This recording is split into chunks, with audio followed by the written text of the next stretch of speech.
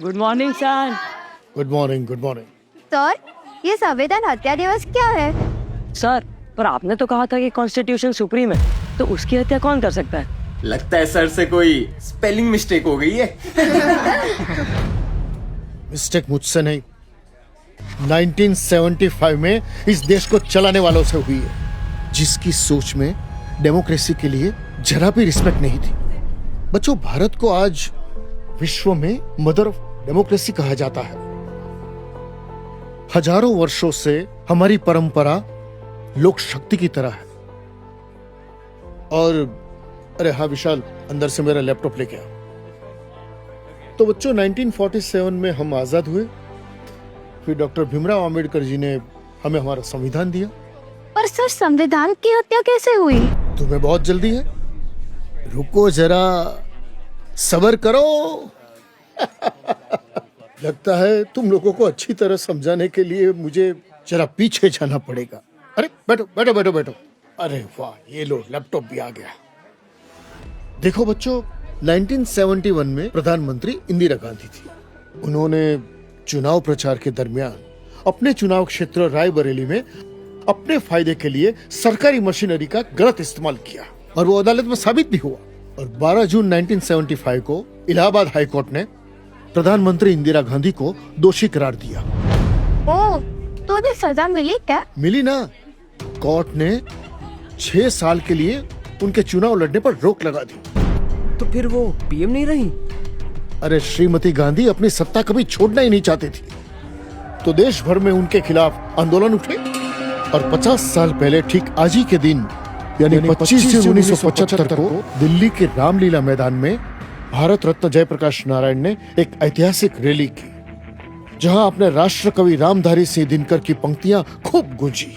सिंहासन खाली करो, जनता आती है। फिर सर? फिर क्या? जब सत्ता के टॉप पर बैठा हुआ कोई भी अपने आप को सिस्टम से भी ऊपर समझता, संविधान का कभी सम्मान न करता हो, उसका क्या हो सकता है?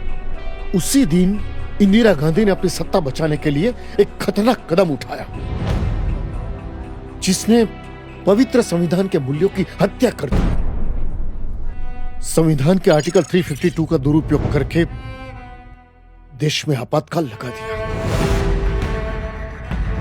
भाइयों और बहनों, राष्ट्रपति जी ने आपातकाल की घोषणा की है। 25 जून 1975 की रात से ही देश में लागू हो गई इमरजेंसी।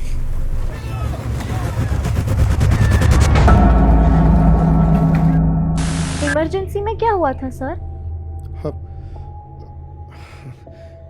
देखो बेटा, एक दिन सुबह उठकर न तुम्हारा मोबाइल चले, ना टीवी चले, ना रेडियो पे न्यूज आए, सोशल मीडिया पे ना कोई पोस्ट डाल सको, ना कोई स्टोरी बना के रख सको, तो क्या होता? अरे बाप रे! हाँ, वैसा ही हुआ था। उस समय ना इंटरनेट था, ना मोबाइल। रातों रात कई न्यूज़पेपर प्रेस की बिजली काट दी ताकि दूसरे दिन अखबार न छपे। अरे कई नेताओं को जेल में डाल दिया ताकि वे लोग इमरजेंसी के खिलाफ आवाज न उठा सके। 26 प्रातःकाल मेरे खिलाफ वारंट था। What? एक आजाद देश में ऐसा कोई कैसे कर सकता है? This is dictatorship. अगर मैं तब होती तो इस पर ब्लॉग लिखती। कैसे लिखती तू? तानाशाही ने लोगों के सारे राइट्स का गला घोट दिया था। गला घोट दिया गया था? ओह सर, अब मैं समझा पोस्टर में हत्या शब्द क्यों लिखा है। एक बार नहीं, पीएम इंदिरा गांधी ने बार बार संविधान का मजाक बनाया, बार बार उसमें बदलाव किए, सिर्फ और सिर्फ अपनी सत्ता बचाने के लिए। प्रेस और मीडिया पर कठोर सेंसरशिप लाद दी गई। पुरुषों की जबरन नसबंदी तक उस दौर में हुई। यहां तक कि सरकारी अधिकारियों को नसबंदी के टारगेट्स दिए जाते थे, और जो पूरा न कर सके ना, उसको कीमत चुकानी पड़ती थी।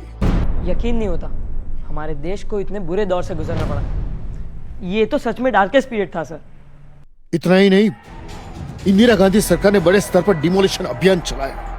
दिल्ली के तुर्कमान गेट और कई दूसरे क्षेत्रों में न जाने कितने घर गिरा, जिससे दंगे भड़के, कई लोगों की जान गई। सर, आपने भी देखा था क्या ये बुरा समय? हाँ बेटा, मैंने ही नहीं, आज के प्रधानमंत्री नरेंद्र मोदी जैसे हजारों लाखों युवा ने देश भर में आपातकाल का पुरजोर विरोध किया। देश भर में लगातार प्रोटेस्ट हुए।